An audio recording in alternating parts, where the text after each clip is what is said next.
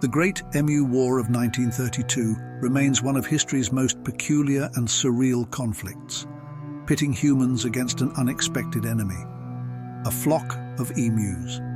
This bizarre episode unfolded in Western Australia, where these large, flightless birds turned into unlikely adversaries of farmers and the government. The origins of the conflict can be traced to the aftermath of World War I. Australian soldiers returning home were encouraged to take up farming on land granted by the government. However, by the early 1930s, these farmers faced an onslaught of challenges, including the Great Depression and a growing emu population. The emus, which migrated from inland regions to the coastal plains during their breeding season, saw the farmlands of Western Australia as an all-you-can-eat buffet. Crops were trampled and devoured, leaving farmers in despair. At the time, emus were considered a nuisance by farmers who had already been struggling to make ends meet. The damage caused by these birds added to the burdens of a community grappling with economic hardship and environmental difficulties. Farmers described entire fields of wheat being devastated, their hard work reduced to nothing but scattered stalks and barren patches of earth. The emus, numbering in the tens of thousands, were relentless, moving in coordinated flocks that overwhelmed the farmers' efforts to protect their crops. In response, the farmers sought help from the government, framing the emu invasion as a military problem. The Minister of Defence, Sir George Pearce, agreed to deploy soldiers equipped with Lewis machine guns to combat the birds. This decision was not made lightly.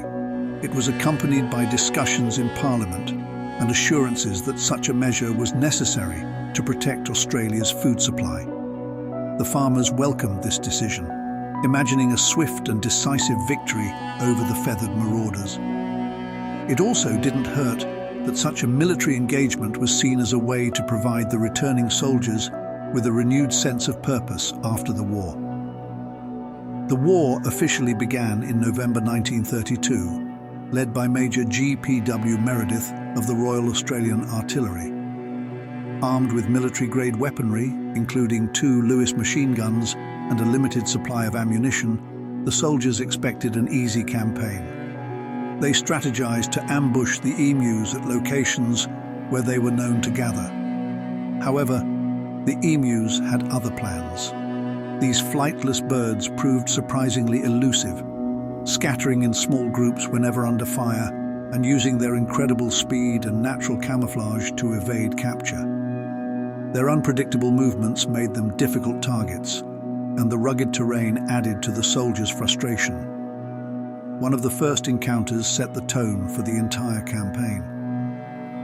Soldiers stationed near the town of Campion encountered a large group of emus gathered by a dam. As they approached and opened fire, the emus scattered in all directions, making it nearly impossible to inflict significant damage. Despite expending a considerable amount of ammunition, the soldiers managed to kill only a small number of birds. The remainder escaped unscathed, leaving the soldiers to regroup and reconsider their tactics. In the following days, further attempts were made to outmaneuver the emus. One particularly ambitious plan involved mounting one of the machine guns on a truck to increase mobility. However, this plan backfired spectacularly. The rugged terrain caused the vehicle to shake uncontrollably, making it nearly impossible to aim accurately. Meanwhile, the emus, seemingly unbothered by the commotion, continued their assault on the farmland. This mechanical mishap became emblematic of the entire campaign's futility. Despite numerous engagements, the emus outmaneuvered their human foes. One particularly memorable skirmish occurred near Campion, where soldiers expended an extraordinary amount of ammunition with little success. Reports from the time noted that the emus seemed almost impervious to bullets, with many escaping unscathed. If we had a military division with the bullet-carrying capacity of these birds, Major Meredith later remarked, it would face any army in the world. Over the course of the operation, it became evident that the emus were not only agile, but also highly intelligent. They demonstrated an uncanny ability to anticipate the soldiers' movements, often disappearing from the area before the military could position themselves for an ambush. This led some observers to joke that the emus possessed a general's strategic mind, turning the tide of battle in their favor.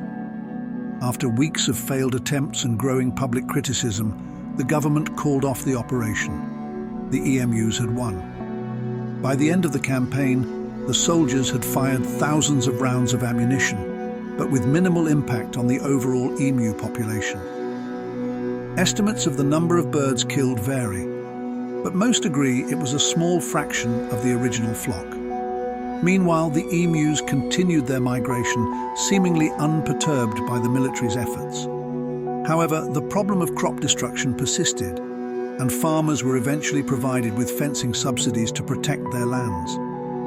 This solution, while less dramatic, proved far more effective in mitigating the damage caused by the emus.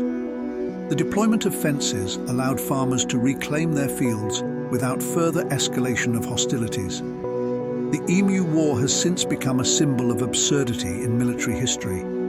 It's a story often recounted with humor, but it also serves as a reminder of the complex relationship between humans and wildlife.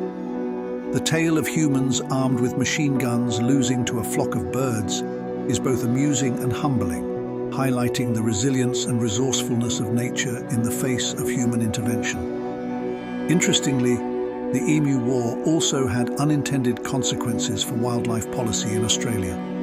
It sparked debates about the ethical treatment of animals and the challenges of managing native species in agricultural settings.